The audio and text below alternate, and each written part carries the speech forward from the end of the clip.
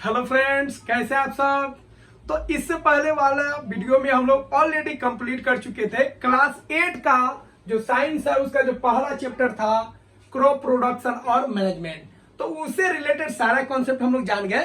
अब यहाँ पे हम लोग स्टार्ट करेंगे और चैप्टर 2 जो है क्लास का 8 का माइक्रो ऑर्गेनिज्म फ्रेंड एंड फो, ये चैप्टर हम लोग कंप्लीट करेंगे। तो चलिए शुरुआत करते हैं। और यह जो चैप्टर है बहुत ही इंपोर्टेंट है क्योंकि इसका आगे भी यूज है। तो यह बायोलॉजी का पहला चैप्टर हो गया। तो क्लास 8 में आप सभी जानते हैं नए सिलेबस में कितना चैप्टर है भाई, 13 चैप्टर है और एक चैप्टर ऑलरेडी हम लोग कंप्लीट कर चुके हैं। अब दूसरा चैप्टर को हम लोग कंप्लीट करेंगे और बहुत ही जल्द क्लास 8 का एक एक चैप्टर को हम लोग बहुत ही अच्छे से कॉन्सेप्चुअल वे में डायग्राम के मेथड से सारे कॉन्सेप्ट को हम लोग क्लियर कर लेंगे। ये पूरा का पूरा जो पीडीएफ आप देख रहे हैं, पूरा ये जो नोट्स देख रहे हैं, ये एनसीईआरटी पे बेस्ड है और एनसीईआरटी का हर एक पॉइंट्स यहाँ पे आपको क्लियर कर दिया गया है, हर एक पॉइंट्स को कवर किया गया है। तो एनसीईआरटी का हर एक पॉइंट्स है, कोई पॉइंट्स को नहीं छोड़े जिससे आपको एनसीईआरटी पढ़ने में कोई भी दिक्कत नहीं हो। तो एनसीईआरटी का हर एक पॉइंट्स क्लियर होगा क्योंकि हम हैं आपके साथ और एक एक पॉइंट्स को हम लोग समझ लेते हैं। तो चलिए देखते हैं भैया इस चैप्टर में क्या क्या दिया है माइक्रो ऑर्गेनिज्म के बारे में। तो देखिए, अगर हम बात करेंगे सबसे पहले माइक्रो ऑर्गेनिज्म के बारे में, ठीक है। तो देखिए हर जगह हम लोग देख रहे हैं ऑर्गेनिज्म में, हम लोग भी ऑर्गेनिज्म में। ऑर्गेनिज्म एक सेल का हो तब या मल्टी सेलुलर होता, बहुत सारे सेल से बने तब या एक सेल से बने तब ऑर्गेनिज्म होता है, उसमें लाइफ होता है। तो क्लियर है जो ऑर्गेनिज्म है या क्लियर है जो वो एक सेल का भी हो सकता है और मिलियन सेल का भी हो सकता है, मतलब मल्टी सेलुलर भी हो सकता है, ठीक है। मिलियन सेल हो सकते हैं, तो एक सेल का भी हो सकता है और मिलियन सेल का भी वो ऑर्गेनिज्म हो सकता है। एक सेल का होगा तो बोलेंगे ठीक है सिंगुलर सेल, और जब बहुत सारे सेल से वो बनेगा तो हम लोग क्या बोलेंगे मल्टी सेलुलर। अब यहाँ पे हम लोग बात करेंगे माइक्रो ऑर्गेनिज्म क्या है, इसको कैसे हम डिफाइन करेंगे, इसका मतलब क्या है, ये कहाँ पे होते हैं, इनका चाल चलन क्या होता है, ये क्या खाते हैं, क्या पीते हैं, क्या काम करते हैं। तो देखिए कुछ ऐसा ऑर्गेनिज्म है जो बहुत बहुत छोटा होता है, जिसको हम अपने नंगे आंखों से नेक्ड आई से नहीं देख सकते हैं, उसी को हम लोग क्या बोलेंगे माइक्रो ऑर्गेनिज्म। माइक्रो का मतलब ही होता है, याद रखिएगा, छोटा छोटा। तो याद रखिएगा दो टर्म, एक होता है माइक्रो और एक होता है मैक्रो। मैक्रो मतलब बड़ा होता है जिसको हम लोग देख सकते हैं, ठीक है, जिसमें ज्यादा सेल होंगे। माइक्रो का मतलब याद रखिएगा छोटा, ठीक है। तो ऐसे ऑर्गेनिज्म जिसको हम नंगे आंखों से नेक्ड आई से नहीं देख सकते हैं, जिसको देखने के लिए हमको माइक्रोस्कोप का जरूरत पड़ता है, वैसे ऑर्गेनिज्म को हम लोग क्या बोलते हैं, माइक्रो ऑर्गेनिज्म बोलते हैं। क्लियर हुआ। तो माइक्रो ऑर्गेनिज्म ऐसे ऑर्गेनिज्म हो गए जिसको हम लोग नहीं देख सकते हैं नेक्ड आई से, लेकिन माइक्रोस्कोप के मदद से हम लोग उसको देख सकते हैं। अब आप पूछिएगा ये एक सेल से बना है कि बहुत सारे सेल से बना है। तो देखिए कुछ ऑर्गेनिज्म जो है माइक्रो ऑर्गेनिज्म ऐसे भी होते हैं जो एक सेल से बना होता है, लेकिन कुछ ऐसे होते हैं जो एक सेल से अधिक से बना होता है। तो वही सारा डिस्कशन यहाँ पे हम लोग स्टार्ट करते हैं और एक एक पॉइंट्स को हम लोग समझते हैं, ठीक है। तो ऑर्गेनिज्म के बारे में आप समझ गए, ये ऐसे लिविंग ऑर्गेनिज्म होते हैं जिसको हम लोग नेक्ड आई से नहीं देख सकते हैं, ठीक है। इसको देखने के लिए हम लोगों को माइक्रोस्कोप का जरूरत होता है, ठीक है। अब एग्जाम्पल क्या है भाई, एग्जाम्पल में आपको याद रखना है बैक्टीरिया हो गया, फंगी हो गया, प्रोटोजोआ हो गया, एल्गी हो गया, वायरस हो गया, ये सब के सब क्या है माइक्रो ऑर्गेनिज्म है, ठीक है। अब बात करेंगे भाई ये होते कहाँ पे रहते हैं। तो देखिए हर एक जगह है, हवा में है, हवा में भी है, खाना में है, खाना में भी है, खेत में है, खेत में भी है, प्लांट्स में है, प्लांट्स में भी है, एनिमल में है, एनिमल में भी है, नदी में है, नदी में भी है। तो जहां पानी है वहां पे भी है, जहां हवा है वहां पे भी है। क्या हमारे अंदर भी है, तो हमारे अंदर भी है। तो ऑर्गेनिज्म जो है ये ऐसे ऑर्गेनिज्म है माइक्रो ऑर्गेनिज्म जो हर एक जगह है। किचन में है, किचन में भी है, बाथरूम में है, बाथरूम में भी है, रूम में है, रूम में भी है, हर एक जगह है। तो भाई हर एक जगह है तो इसको हम लोग अच्छा से पढ़ लेते हैं, इसका क्या फायदा है, क्या नुकसान है। क्या इसका फायदा है, फायदा भी है, क्या इसका नुकसान भी है, नुकसान भी है।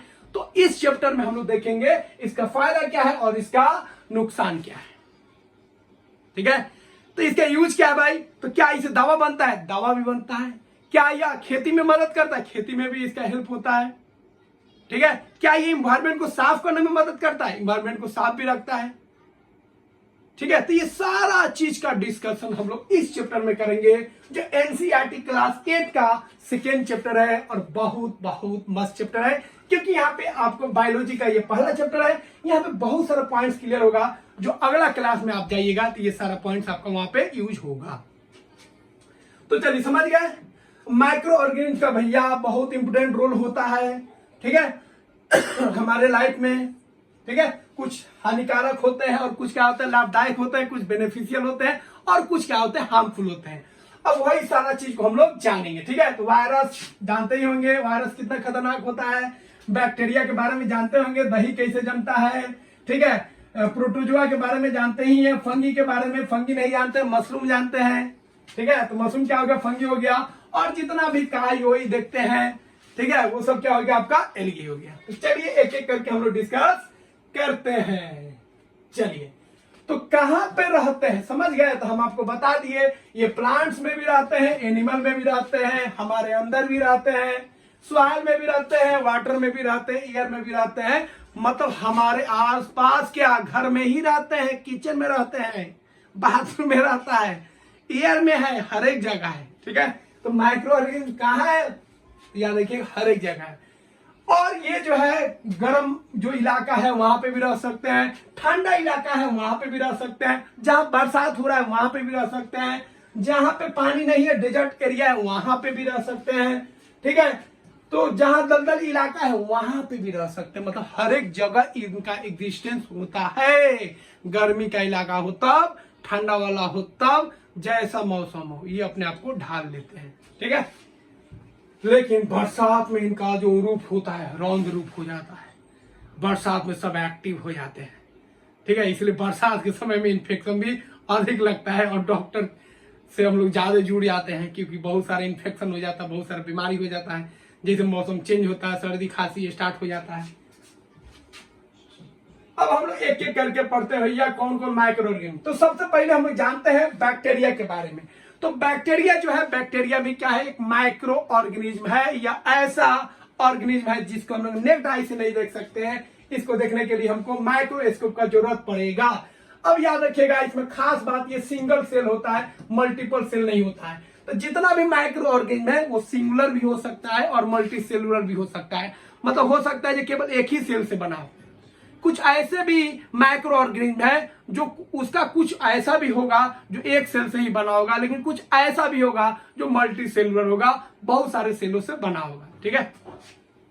तो याद रखिएगा बैक्टीरिया जो होता है सिंगल सेल होता है मतलब ये एक सेल से बनता है। बैक्टीरिया कितना सेल से बना होता है, एक सेल से बना होता है। दो जो बैक्टीरिया है खास उसको याद रखना है। एक आपको याद रखना है लैक्टोबैसिलस। तो लैक्टोबैसिलस जो है यह ऐसा बैक्टीरिया होता है जो दूध से दही बनाता है।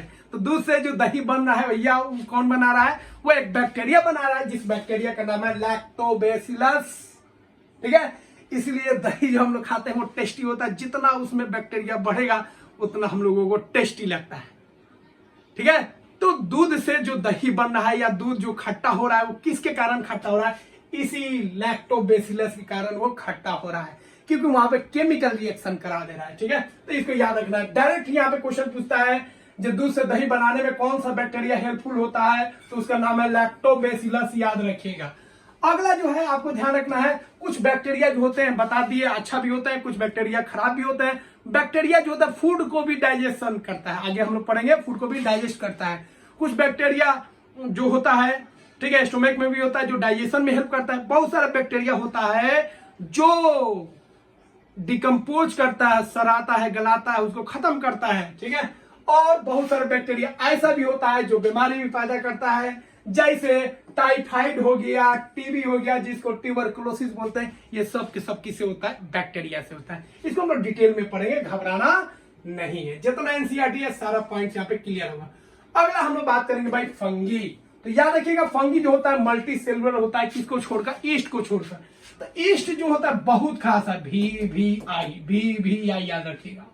तो ईस्ट जो है भैया ये फंगी है, लेकिन ये यूनिसेलुलर है। क्या है, यूनिसेलुलर, मतलब यह एक सेल से बना है, बाकी जितना फंगी होगा सब के सब क्या होगा भाई, मल्टी सेलुलर होगा। तो फंगी में याद रखिएगा ईस्ट को छोड़कर सबके सब क्या होते हैं, मल्टी सेलुलर होते हैं। ठीक है, अधिकतर इसमें आपको मल्टी सेलुलर मिल जाएगा। अब हम लोग बात करेंगे इसके एग्जाम्पल। तो देखिए सिंपल एग्जाम्पल, घर से शुरुआत करते हैं। तो घर में जो रोटी वोटी होता है उसमें अगर मॉइस्चर पड़ जाए या ब्रेड जो होता है उसमें मॉइस्चर पड़ जाए तो उसमें भुअरी लग जाता है।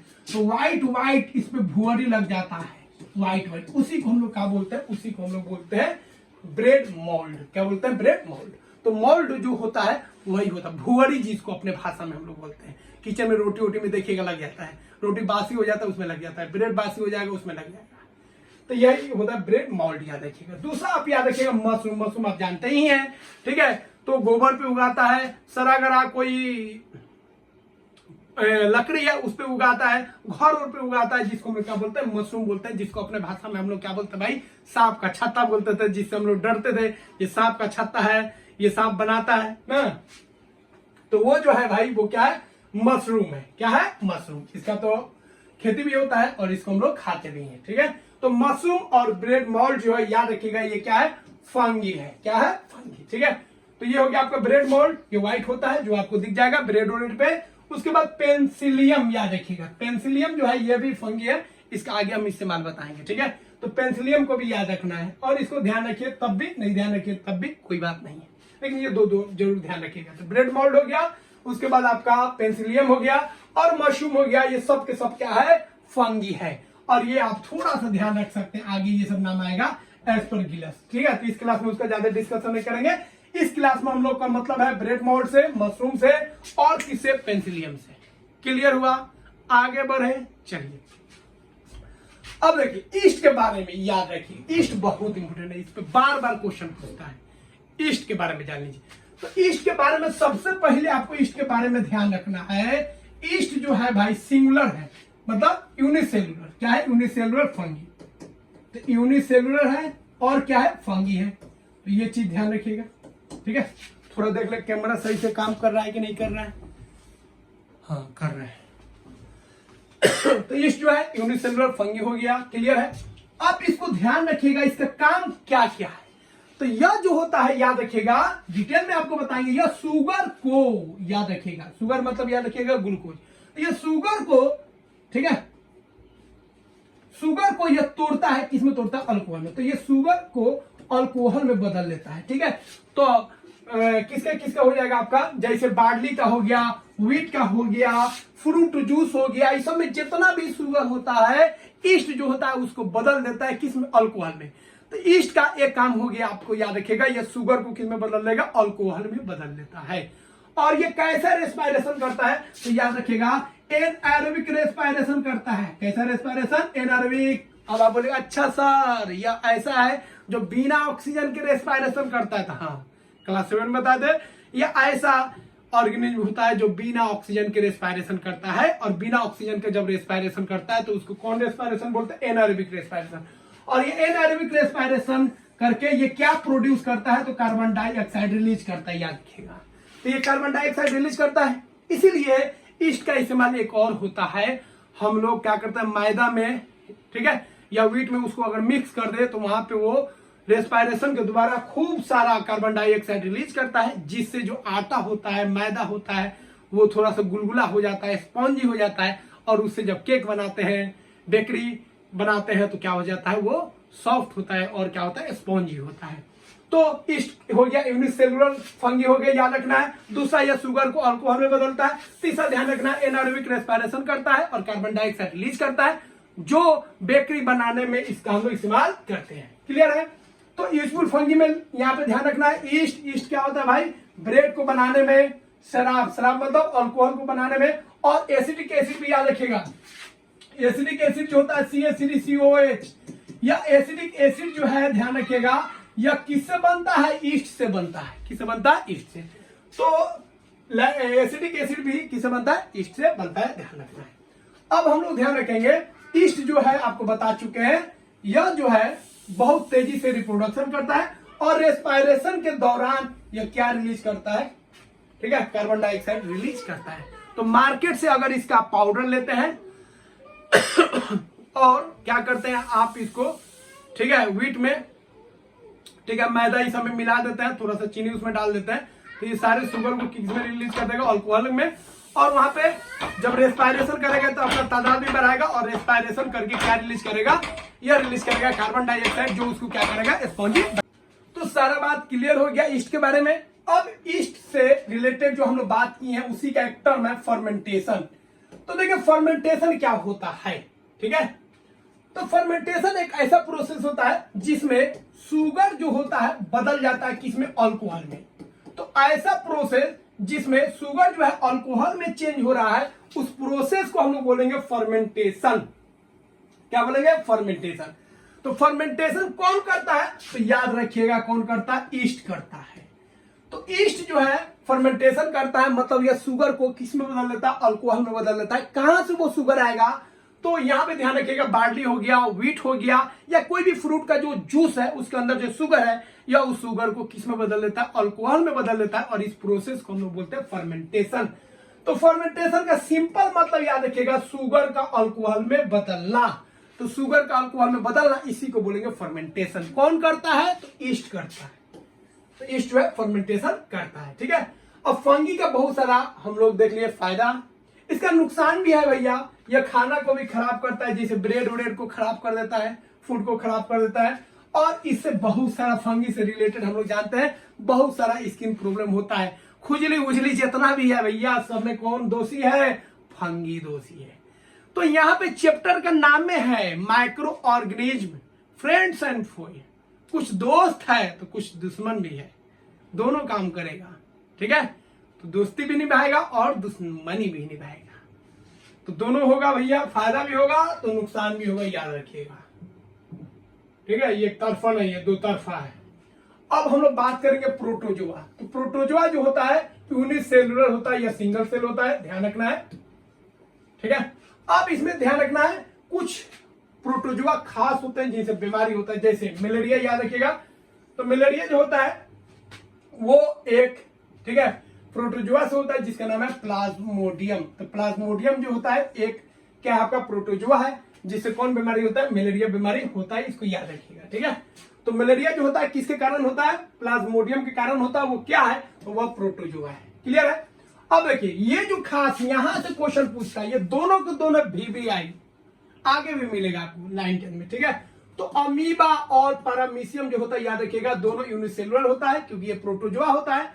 और ये दोनों को दोनों बहुत इंपोर्टेंट है। और याद रखिएगा अमीबा के बारे में, इसका कोई शेप नहीं होता है, इसका कोई शेप नहीं होता है, क्योंकि यह खाना को पकड़ने के लिए कहीं से भी एक टेम्पोररी हाथ बना लेता है, टेम्पोररी पैर बना लेता है, उसी से चलता भी है और उसी से खाना को भी पकड़ता है। इसको हम लोग सूडोपोडिया बोलते हैं। क्या बोलते हैं, सूडोपोडिया।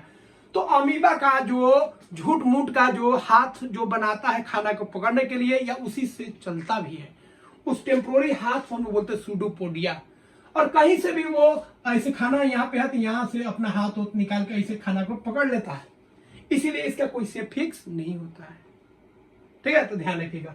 तो अमीबा और पैरामीशियम याद रखिएगा सिंगुलर होता है। और क्या होता है, किस कैटेगरी में जाएगा, यह एक प्रोटोजोआ होता है। और यह जो टेम्पोररी हाथ बनाता है जिसे चलता भी है और खाना को भी पकड़ता है, इसको क्या बोलते हैं, सूडोपोडिया बोलते हैं, ठीक है। तो यहाँ पे नहीं है, लेकिन कहीं ना कहीं क्लास में एनसीईआरटी आगे पढ़ाएंगे तो वहां पे आपको मिल जाएगा। अगला है एलगी। देखिए एलगी सिंपल याद रखना है, जितना भी घर के आसपास खास तौर पे कब बरसात में काई जो लग जाता है, वही आपका क्या है, एलगी है, ठीक है। तो यह प्लांट होता है, याद रखिएगा। और यह भी जो होता है माइक्रोस्कोपिक है, क्लियर है, ठीक है। लेकिन कुछ जो होता है आपका बड़ा भी होता है, कुछ जो है मतलब एलगी के बारे में याद रखना, कुछ दिखेगा नहीं और कुछ ऐसा होता है जो दिख जाता है, जैसे काई हो गया वो सब दिख जाता है। अब इसका दो एग्जांपल याद रखना है आपको, एगो क्लेमेडोमेनस और एक याद रखना है स्पाइरोगिरा। तो स्पाइरोगिरा जो है ये आपका अगला क्लास में भी मिलेगा। अब हम लोग बात करेंगे जो सबसे खतरनाक कोविड को फैलाने वाला, दैट इज वायरस। तो वायरस नाम सुन के ही हालत खराब हो जाता है, वायरस, ठीक है। तो देखिए वायरस के बारे में सबसे मोस्ट इंपोर्टेंट याद रखना है, या ये बीच बिचवा होता है ना, ये लिविंग होता है, ये नॉन लिविंग, ये दोनों के बीच का होता है, मतलब आधा लिविंग भी है और आधा नॉन लिविंग भी है। कहने का मतलब है अगर इसको आप नॉन लिविंग पे रखिएगा नॉन लिविंग पे रहेगा तो ये नॉन लिविंग हो जाएगा, ठीक है। लेकिन अगर इसको लिविंग पे रखेगा तो ये लिविंग हो जाएगा। तो इसके अंदर खास गुण होता है, जैसे हम लोग पे आएगा, लिविंग पे आएगा तो लिविंग की तरह होगा, दीवार पे बैठेगा तो नॉन लिविंग हो जाएगा, पंखा पे बैठेगा नॉन लिविंग हो जाएगा, किसी प्लांट पे बैठेगा लिविंग हो जाएगा, हम लोग पे बैठेगा लिविंग हो जाएगा, किसी एनिमल पे बैठेगा लिविंग हो जाएगा। तो इसमें ध्यान रखिएगा, जब नॉन लिविंग के पास जाएगा तो नॉन लिविंग हो जाएगा, जब लिविंग पर जाएगा तो क्या हो जाएगा, लिविंग हो जाएगा। मतलब यह लिविंग और नॉन लिविंग के बीच का होता है, लिविंग और नॉन लिविंग का इंटरमीडिएट होता है। तो ये अपने आप का रिप्रोडक्शन करने के लिए, आगे बढ़ाने के लिए, जनरेशन बढ़ाने के लिए इसको एक होस्ट का जरूरत होता है, ठीक है। और वो जो होस्ट होता है कैसे चाहिए, लिविंग चाहिए, कैसे चाहिए, लिविंग, ठीक है। और इससे जितना भी सर्दी खांसी, जितना भी सब बीमारी होता है फ्लू टाइप का सब जड़ किसका होता है, वायरस, ठीक है। और कोविड-19 जो है यह भी एक तरह का क्या है, फ्लू है, और यह भी किसके कारण होता है, वायरस के कारण होता है। तो जितना भी कोल्ड है, फ्लू है, पोलियो है, चिकन पॉक्स है, ठीक है, ये सब के सब बीमारी किससे होता है, वायरस के द्वारा होता है। तो आगे हम लोग जरूर चार्ट में पूरा पढ़ेंगे किससे कौन बीमारी होता है, ठीक है। देख रहे हैं सेब पे इसका कितना खतरनाक है, सब लग रहा है जो पार कर देगा, ये वायरस देख लीजिए, को गोड़ो 1 2 3 4 5 6 12 गोड़वा है, देख लीजिए कितना खतरनाक है, इतना खतरनाक है, तबाही मचा देता है, ठीक है। तो हम लोग देख लिए जब माइक्रो ऑर्गेनिज्म जो है कुछ फायदा भी करता है, कुछ नुकसान भी करता है।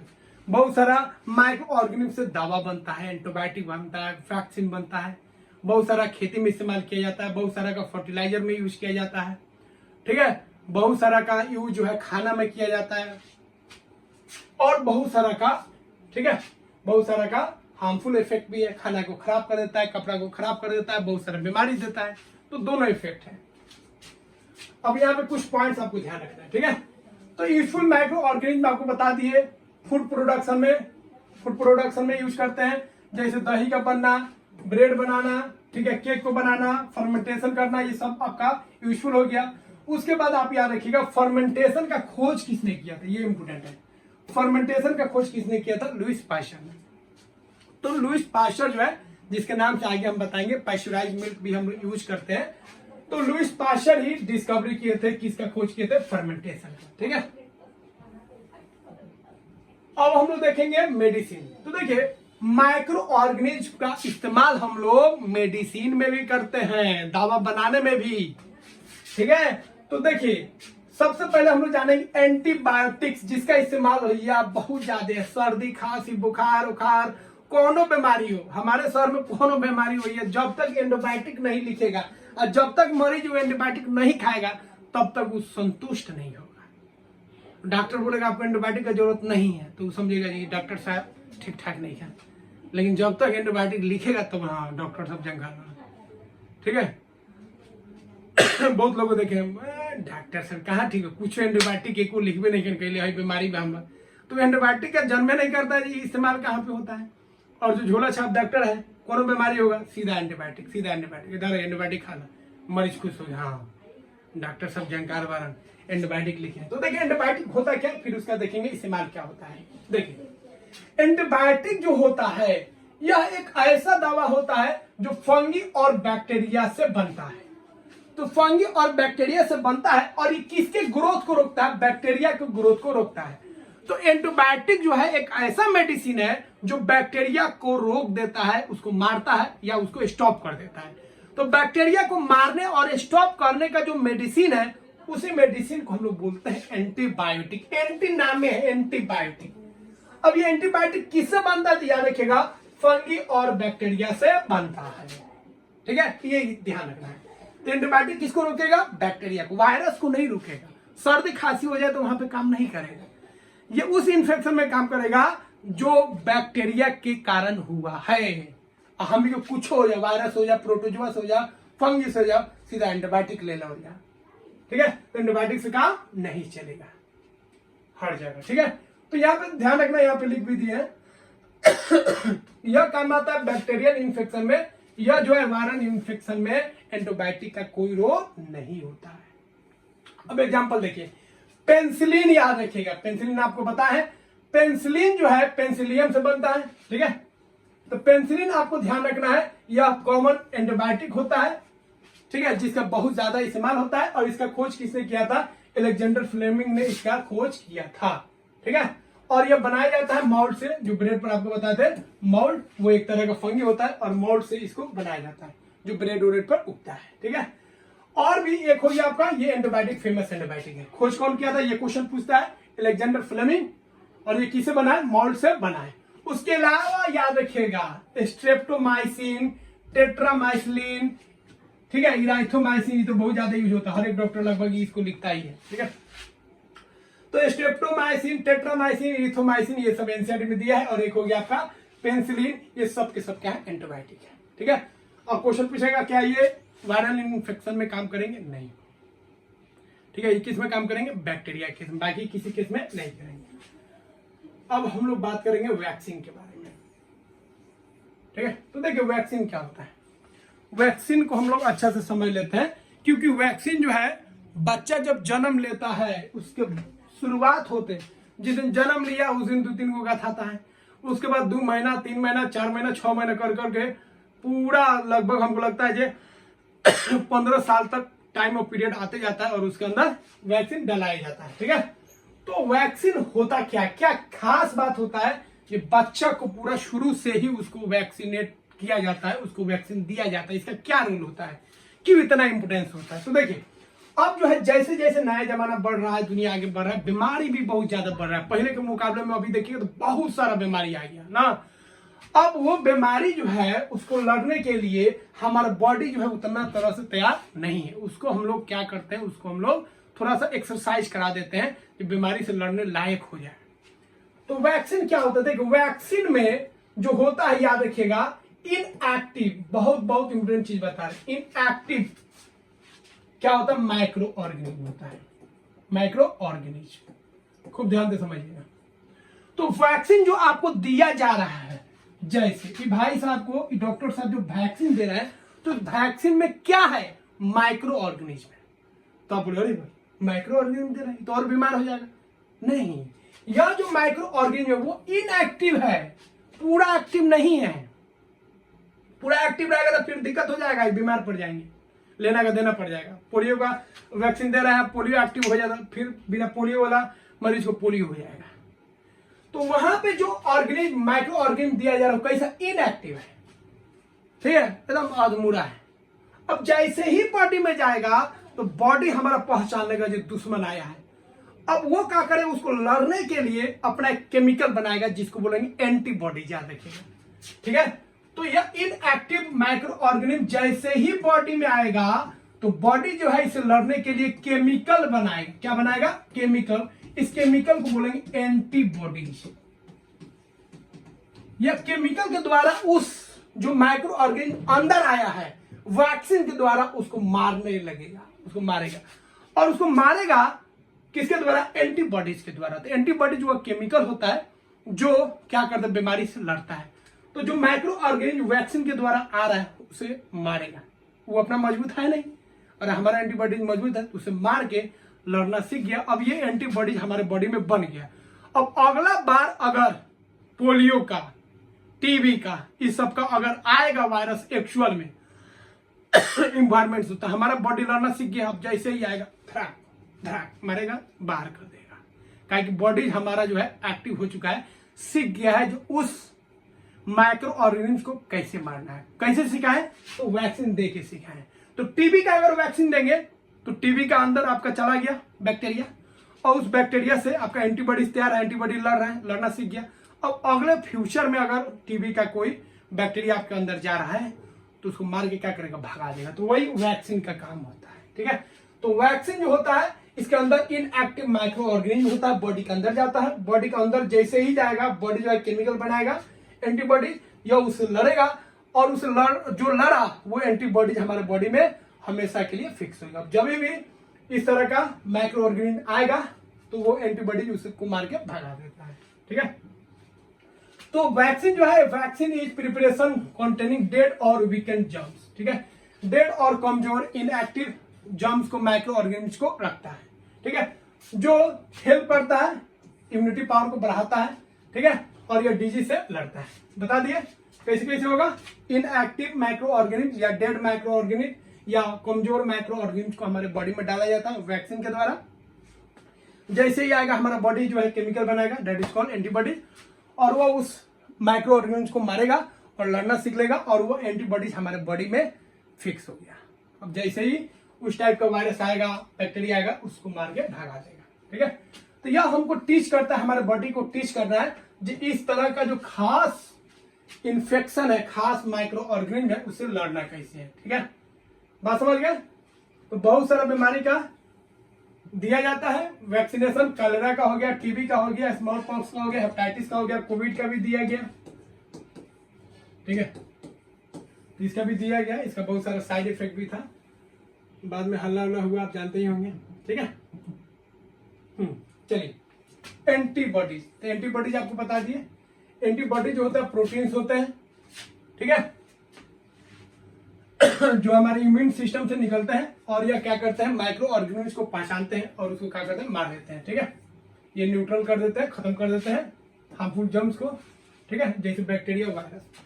तो बैक्टीरिया और वायरस कोई भी ऑर्गेनिज्म हमारे अंदर जब आएगा तो हमारा जो इम्यून सिस्टम है, जो बीमारी से लड़ता है, वो एक केमिकल तैयार करेगा जिसको क्या बोलेंगे, एंटीबॉडीज, और वो एंटीबॉडीज उस बीमारी से लड़ेगा, उस माइक्रो ऑर्गेनिज्म से लड़के उसको भगा देगा, ठीक है।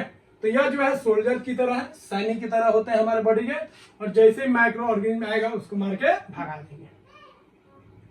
अब देखिए बहुत सारा जो होता है माइक्रो ऑर्गेनिज्म से बीमारी भी होता है, और जिस माइक्रो ऑर्गेनिज्म से बीमारी होता है उसको पैथोजेंस बोलते हैं। तो पैथोजेंस क्या है भैया, तो पैथोजेंस जो होते हैं ऐसे माइक्रो ऑर्गेनिज्म है जिससे क्या होता है, बीमारी होता है, ठीक है। अब यह बीमारी दो तरह का होता है, एक होता है कम्युनिकेबल,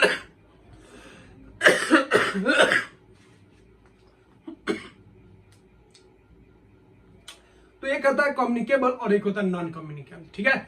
तो जो कांटेक्ट के द्वारा, एयर के द्वारा, वाटर के द्वारा, किसी न किसी मीडियम के द्वारा फैलता है तो उसको बोलेंगे कम्युनिकेबल, और जो नहीं फैलता है, जैसे टेंशन हो गया, टेंशन फैलेगा नहीं फैलेगा, ठीक है। हार्ट का बीमारी फैलेगा नहीं फैलेगा। तो जो बीमारी फैलता है एक जगह से दूसरी जगह अलग अलग मीडियम के द्वारा, उसको कम्युनिकेबल डिजीज बोलेंगे, और जो नहीं फैलेगा उसको नॉन कम्युनिकेबल डिजीज बोलते हैं। तो बीमारी जो फैलता है एयर के द्वारा, मेल हो गया, वाटर के द्वारा, खाना के द्वारा भी, कांटेक्ट के द्वारा भी, और इंसेक्ट के द्वारा भी, ठीक है। तो एयर वाटर जो है ज्यादा डेंजरस है क्योंकि ये हर एक जगह है, ठीक है, खासतौर पर एयर। अब यहाँ पे आपको याद रखना है एनफिलस मॉस्किटो जो है, ठीक है, यह क्या होता है, मलेरिया जो फैलता है किसके कारण फैलता है, प्लाज्मोडियम। तो प्लाज्मोडियम जो है एक प्रोटोजोआ होता है जिसके कारण कौन बीमारी फैलता है, मलेरिया फैलता है। लेकिन ये ढोएगा कैसे, प्लाज्मोडियम हमारे बॉडी में कैसे आता है, तो उसको लाने वाला होता है यही मच्छर, जो खतरनाक मच्छर जो हमारे घरों में भी होता है। एनफिलिस मॉस्किटो जो होता है, यह एक ऐसा मॉस्किटो होता है जो प्लाज्मोडियम को अपने अंदर रखता है, जैसे ही काटेगा प्लाज्मोडियम को छोड़ देगा और हम लोगों को कौन बीमारी हो जाएगा, मलेरिया हो जाएगा। तो मलेरिया किससे होता है याद रखिएगा, प्लाज्मोडियम से होता है। कौन इसको करता है, प्लाज्मोडियम को कौन हमारे बॉडी में डालता है, मतलब मीडियम कौन है, मेडिएटर कौन है, तो एनफिलिस मॉस्किटो, ठीक है। तो याद रखिएगा एनफिलिस मॉस्किटो फैलाता है कौन बीमारी को, मलेरिया बीमारी को, लेकिन होता किसके कारण है, प्लाज्मोडियम के कारण। उसी तरह डेंगू जो है किसके कारण होता है, वायरस के कारण होता है, लेकिन इसको फैलाता कौन है, तो एक जो है मॉस्किटो जिसका नाम है फीमेल एडिस मॉस्किटो, ये भी फीमेल है, दोनों फीमेल। अब प्रूफ मत मांगिएगा जो फीमेल लोग क्या है, इतना खतरनाक होता है, देख लीजिए। मतलब डेंगू होता है, मलेरिया होता है, दोनों में जो रोल होता है मेल का नहीं होता है, मेल का कोई गलती नहीं है, फीमेल। तो महारानी जो है एनफिलिस होता या एडिस होता, ये दोनों के दोनों भैया जहरीला होता है। एक फैलाता है प्लाज्मोडियम को और एक वायरस को, एक मलेरिया बीमारी देता है और एक डेंगू देता है, समझ गए। और इसके बाद कुछ मत बोलिएगा। चलिए अब हम लोग देख लेते हैं किससे कौन बीमारी होता है, ठीक है। तो देखिए सबसे पहले आपको बैक्टीरिया वाला याद रखना है, बैक्टीरिया। तो बैक्टीरिया से कौन कौन बीमारी होता है, तो टीबी हो गया, ठीक है, पोलियो हो गया, सॉरी पोलियो तो वायरस होता है, बैक हो जाते हैं, हाँ। उसके बाद कलेरा हो गया, टाइफाइड, ये तीनों के तीनों जो है किससे होता है, बैक्टीरिया से होता है। उसके बाद आप चिकन पॉक्स याद रखिएगा, मीजल्स याद रखिएगा, सब के सब किससे वायरस है, पोलियो वायरस है, ठीक है। हेपेटाइटिस जो है हेपेटाइटिस है वो भी क्या है, वायरस है। और प्रोटोजोआ से केवल एक बीमारी आपको याद रखना है, मलेरिया, ठीक है। तो मलेरिया जो है मच्छर काटने से बीमारी जो होता है वह किसके द्वारा होता है, प्रोटोजोआ के द्वारा होता है, जिसका नाम है प्लाज्मोडियम, ठीक है। तो प्लाज्मोडियम होता है, ठीक है। इसका वाहक कौन है भाई, कैसे ये फैलता है, तो ये जो है आपका टीबी एयर के द्वारा, मिसल्स हो गया एयर के द्वारा, चिकन पॉक्स कॉन्ट्री के द्वारा भी होता है। घर में एक का होगा बहुत सारे लोगों को हो जाता है, ठीक है, क्योंकि ये एयर के थ्रू और कॉन्ट्रैक्ट के थ्रू दोनों होता है, ठीक है। एक माला में अगर होगा तो बहुत सारे लोगों का हो जाएगा। पोलियो जो है ये भी एयर और वाटर के द्वारा फैलता है। तो ये क्वेश्चन जरूर पूछ लेता है वाटर के द्वारा, तो वाटर के द्वारा आप जरूर याद रखिएगा, वाटर के द्वारा आपका दो बीमारी तो एकदम खास हो जाएगा, टाइफाइड और हेपेटाइटिस। उसके बाद कलरा भी याद रखिएगा, ये भी पानी से भी होता है और खाने से भी होता है, ठीक है। और यह जो है आपका पोलियो ये भी वाटर और एयर से भी होता है, लेकिन ये तीनों के तीनों याद रखिएगा, पूछता है वाटर के थ्रू। तो वाटर के थ्रू आपको याद रखना है कलरा, टाइफाइड और हेपेटाइटिस। मच्छर के द्वारा आपको बता ही दिए, दो बीमारी याद रखिएगा, एगो मलेरिया और एगो डेंगू, ठीक है। अब देखिए प्लांट्स में भी क्या बीमारी होता है या माइक्रो ऑर्गेनिम्स के कारण, हाँ होता है। तो प्लांट्स में भी बहुत सारा बीमारी होता है, ठीक है। तो याद रखिएगा साइट्रस कैंकर जो होता है बैक्टीरिया के द्वारा होता है। रस्ट ऑफ व्हीट जो बीमारी होता है गेहूं में, वो किसके द्वारा होता है, फंगी के द्वारा होता है। और येलो वेन मोजेक और भिंडी में जो बीमारी होता है ओकरा किसके कारण होता है, वायरस के कारण। तो ये तीनों को तीनों याद रखना। क्या जानवर में भी बीमारी होता है भाई, उनमें भी माइक्रो ऑर्गेनिम्स के द्वारा बीमारी होता है। एंथ्रेक्स जो बीमारी होता है याद रखिएगा, ये केटल में होता है, ठीक है, जैसे गाय सब में हो गया, भैंस में हो गया, बैक्टीरियल डिजीज है। फुट एंड माउथ जो है यह भी बीमारी होता है जानवरों में, किसके कारण होता है, वायरस के कारण होता है, ठीक है। अब हम लोग लास्ट टॉपिक बात करेंगे, food poisoning and preservation. Food poisoning क्या होता है और फूड को हम लोग कैसे प्रिजर्व करेंगे, खाना को कैसे हम सेफ रखेंगे ताकि उसमें माइक्रो ऑर्गेनिज्म न आए। तो खाना को कैसे हम लोग माइक्रो ऑर्गेनिज्म से बचाएंगे वही हम लोग डिस्कस करने जा रहे हैं, ठीक है। तो देखिए फूड पॉइजनिंग क्या होता है, तो बच्चा जब खाता है बहुत सारा पकौड़ा तकौड़ा, तो ये बिस्कुट वो बिस्कुट, जलजीरा तलजीरा बहुत सारा चीज खा लेता है। तो वो सब फालतू का चीज अगर आप खाते हैं तो होता क्या है, उसके अंदर जो माइक्रो ऑर्गेनिज्म है वो एक्टिव हो जाते हैं और उस खाना को क्या करते हैं, खराब कर देते हैं। और इतना उसमें माइक्रो ऑर्गेनिज्म जो है बढ़ जाता है जो पूरा खाना को खराब कर देता है और जिसके वजह से इन्फेक्शन लग जाता है और उसको हम लोग फूड पॉइजनिंग बोलते हैं। मतलब जो खाना था वो जहर बन गया।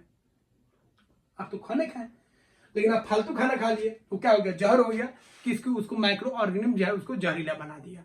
और उसके कारण क्या होता है, पेशेंट जो होता है बहुत सीरियस हो जाता है, उल्टी होने लगता है, वोमिटिंग होने लगता है, ठीक है, डिहाइड्रेशन होने लगता है, जिसकी वजह से बार बार वो बाथरूम जाता है, बॉडी का पूरा डिहाइड्रेशन हो जाता है और इवन इसमें डेथ भी हो जाता है। बहुत ही खतरनाक है ये चीज, इसलिए फालतू चीज खाने से बचे और एक साथ बहुत सारी चीजों को नहीं खाएं, ठीक है। मल्टीपल चीजें एक साथ लाद रहे तो फूड पॉइजनिंग का भी कारण हो सकता है, ठीक है। तो ये आप समझ गए, टॉक्सिक सब्सटेंस बनाता है कुछ माइक्रो ऑर्गेनिज्म, इसी को हम क्या बोलते हैं, फूड पॉइजनिंग बोलते हैं।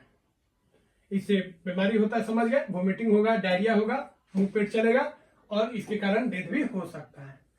अब हम लोग बात करें भैया फूड को हम कैसे बचाएंगे, कैसे सेव करेंगे। तो देखिए फूड जब हमारे घर में आता है, याद कीजिए, तो फूड को बचाने का बहुत सारा तरीका है। एक तरीका होता है उसमें क्या कीजिए, आप सॉल्ट को डाल दीजिए, नमक मिला दीजिए, तो नमक मिलाने से भी खाना जो है आपका सेफ हो गया। कौन सा खाना, जैसे मीट मछली हो गया, नमक मिला दीजिए, ऑयल मिला दीजिए, या बहुत सारे खाना में हम लोग शुगर मिला देते हैं, तो इससे खाना क्या होता है, उसमें माइक्रो ऑर्गेनिज्म नहीं बैठता है। माइक्रो ऑर्गेनिज्म जैसे ही बैठेगा वो डेथ कर जाएगा, मर जाएगा, ठीक है। तो देखिए प्रिवेंशन जो है फूड का जरूरी होता है ताकि उसका खराब ही नहीं हो, स्पॉइलेज नहीं हो और जिसके कारण उसके अंदर टॉक्सिक सब्सटेंस नहीं बने। फिर टॉक्सिक सब्सटेंस को खाएंगे तो दिक्कत हो जाएगा, ठीक है। अब कौन कौन सा मेथड है, देखिए एक मेथड हो गया आपका केमिकल मेथड, जैसे सॉल्ट का हमने यूज कर लिए, ठीक है, ऑयल्स का यूज कर लिए, जो खाने वाला ऑयल्स होता है, ठीक है। उसके बाद नमक का हमने यूज कर लिया। उसके बाद याद रखिएगा ये इंपोर्टेंट है, सोडियम बेंजोएट और सोडियम मेटा बाइसल्फाइड। तो सोडियम बेंजोएट और सोडियम मेटा सल्फाइड जो होता है ये केमिकल होता है जिसका काम होता है खाना को सेव करना, खाना को फूड को माइक्रो ऑर्गेनिज्म से बचाना। तो ये दोनों के दोनों क्वेश्चन पूछा जाता है। उसके अलावा सॉल्ट भी होता है, आयल भी होता है, उसके अलावा शुगर भी होता है। ठीक है, बाकी रेफ्रिजरेटर ये सब तो होता ही है। ठीक है, चलिए अब एक एक करके हम लोग देखते हैं। कॉमन सॉल्ट का इस्तेमाल हम लोग मीट, मछली, मीट, फिश, अमला, ठीक है, अचार उचार में हम लोग डाल देते हैं। ठीक है, इमली में डाल देते हैं और इसको खराब होने से क्या करता है, बचा लेता है। क्योंकि माइक्रो ऑर्गेनिज्म जैसे ही उस पर जाएगा उसका पूरा पानी जो है बॉडी से निकल जाएगा और वो मर जाता है। ठीक है, तो ड्राई सॉल्ट जो होता है पूरा एब्जॉर्ब कर लेता है मॉइस्चर का और बैक्टीरिया का ग्रोथ रुक जाता है। अब शुगर के द्वारा भी जैसे जाम हो गया, जैम जो हम लोग बनाते हैं, जेली बनाते हैं, स्क्वैश बनाते हैं, ये सब जो भी हम लोग बनाते हैं उसमें शुगर का यूज करते हैं। और जाम कभी खराब होगा नहीं, जेली खराब होगा नहीं। ठीक है, क्योंकि इसमें हम लोग क्या ऐड करते हैं, शुगर ऐड करते हैं। तो शुगर जो है यह भी बैक्टीरियल ग्रोथ को क्या करता है, रोक देता है। सॉल्ट तो रोकेगा ही, ये भी रोकेगा। तो हर एक जगह तो सॉल्ट मिला नहीं सकते हैं, टेस्ट खराब हो जाएगा, तो वहां पर हम लोग शुगर मिला लेंगे। आयल के द्वारा, विनेगर के द्वारा भी हम लोग, ठीक है, यूज करते हैं। तो यहाँ पे आपको ध्यान रखना है आयल और विनेगर। अचार बनाने में सब्जी को, ठीक है, सब्जी को भी धो देते हैं विनेगर से, जिससे सब्जी है जल्दी खराब नहीं होता। फ्रूट्स को धो देते हैं। फिश में हम लोग आयल का यूज करते हैं, मीट में भी यूज करते हैं। हाँ, अब देखिए उसके बाद हम लोग खाना को गर्म करते हैं। खाना को बार बार गर्म करते हैं कब, गर्मी के दिनों में। ठीक है, ठंडा में भी हम लोग करते हैं, नहीं, गर्मी में हम लोग खाना को क्या करते हैं, गर्म करके रखते हैं। दाल जल्दी खराब ना हो, चावल खराब नहीं हो, तो दाल को खास तौर पर हम लोग जल्दी गर्म कर देते, दाल जल्दी खराब हो जाता है। ठीक है, तो खाना को हम लोग गर्म करके भी और ठंडा करके भी। ठंडा कहाँ करेंगे भैया, फ्रीजर में ठंडा करेंगे। तो रेफ्रिजरेटर का हम लोग यूज कर लेते हैं और गर्म करने के लिए उसको हम लोग क्या करते हैं, बॉयल कर लेते हैं, ताकि उसका माइक्रो ऑर्गेनिज्म क्या हो जाए, मर जाए। तो कम टेम्परेचर दीजिए तब खूब, या खूब ज्यादा टेम्परेचर दे दीजिएगा तो माइक्रो ऑर्गेनिज्म जो है वह खत्म हो जाएगा, उसका ग्रोथ रुक जाएगा। पास्चुराइजेशन क्या है, ये बहुत इंपॉर्टेंट है। देखिए इसका खोज किए थे लुईस पास्चर। वही लुईस पास्चर जो फर्मेंटेशन का खोज किए थे। ठीक है, तो फर्मेंटेशन और पास्चुराइजेशन का खोज किसने किया था, लुईस पास्चर ने। पास्चुराइजेशन क्या होता है, देखिए दूध को एक खास टेम्परेचर पर कुछ सेकेंड के लिए गर्म करना और एकाएक उसको ठंडा कर लेना, इस प्रोसेस को पास्चुराइजेशन बोलते हैं। तो एनसीईआरटी के अनुसार आपको ध्यान में रखना है। ठीक है, तो मिल्क को आपको 70 डिग्री पर गर्म करना है। कितना सेकंड के लिए, 15 से 30 सेकंड के लिए। इसका और भी होता है, बहुत सारा टेम्परेचर होता है, आपको एनसीईआरटी में एक ही दिया है, 65 पे भी होता है, इसके ऊपर भी होता है। ठीक है, तो एनसीईआरटी के अनुसार आपको ध्यान रखना है, मिल्क को आपको 70 डिग्री पर हीट करना है। 70 डिग्री सेल्सियस पे कितना सेकंड के लिए, 15 से 3 सेकंड के लिए। 15 से 30, 15 हो जाए, 20 हो जाए, 25 हो जाए। तो 70 डिग्री सेल्सियस पर जब हम मिल्क को गर्म करते हैं 15 से 30 सेकंड के लिए, इस प्रोसेस को हम लोग बोलते हैं पास्चुराइजेशन। तो गर्म करना है, याद रखिए गर्म करना है 15 से 30 सेकंड 70 डिग्री पे, और तुरंत उसको ठंडा कर लेना है। तो 70 डिग्री पे कुछ सेकंड के लिए, 15 से 30 सेकंड के लिए गर्म कीजिए और तुरंत उसको ठंडा कर लीजिएगा। तो उस मिल्क को हम लोग बोलेंगे पास्चुराइज्ड मिल्क। यह जो मिल्क होता है वो खराब नहीं होगा, कई दिनों तक चलेगा, उसमें कोई माइक्रो ऑर्गेनिज्म नहीं आएगा। ठीक है, यह जो माइक्रोब्स होता है उसको खत्म कर देता है, और इसका खोज किसने किया था, लुईस पास्चर ने किया था। अब लास्ट पॉइंट हम लोग देखेंगे, स्टोरेज एंड पैकिंग। बहुत सारा खाना को हम लोग स्टोर करके भी रख सकते हैं, जिससे वो खाना खराब नहीं हो। मान लो एक जगह से दूसरी जगह भेजना है, या दुकान में जितना भी प्रोडक्ट होता है सब पैक्ड होता है, किचन था ही नहीं, तो पैक्ड वाला जितना भी सामान है उसको अगर बचाना है तो उसको भी हम लोग बचा लेते हैं, माइक्रो ऑर्गेनिज्म से बचा लेते हैं। तो जो ड्राई फ्रूट्स होता है या सब्जी होता है उसको हम लोग ऐसे कंटेनर में रखते हैं जो एयर प्रूफ हो, मतलब उसमें कोई एयर नहीं हो। ठीक है, तो कोई एयर नहीं होगा तो कोई माइक्रो ऑर्गेनिज्म होगा नहीं, और वो जो है आपका फ्रूट्स या वेजिटेबल जल्दी खराब नहीं होगा। तो एयर टाइट पैकेट्स का हम लोग इस्तेमाल करते हैं, मतलब ऐसा पैकेट जिसमें एयर नहीं है, नो एयर मतलब air tight packets, no air मतलब वैक्यूम है। तो ऐसे हम लोग प्लास्टिक का यूज करते हैं, पैकेट्स का यूज करते हैं जिसमें कोई भी एयर नहीं होता है, उसको हम लोग एयर टाइट पैकेट्स बोलते हैं। ठीक है, तो जब एयर ही नहीं होगा तो माइक्रो ऑर्गेनिज्म होगा ही नहीं। दूसरा, यह जो होता है उसको, ठीक है, माइक्रोबियल अटैक से भी बचाएगा क्योंकि उसमें एयर नहीं होता है। अब देखिए बहुत सारा माइक्रो ऑर्गेनिज्म जो होता है ये खेती में भी मदद करता है, मतलब प्लांट्स को नाइट्रोजन प्रोवाइड कराता है। तो देखिए आपको ये पहले भी बता चुके हैं, इन्वायरमेंट में बहुत सारा नाइट्रोजन है लेकिन प्लांट्स उसको डायरेक्टली नहीं ले सकता है।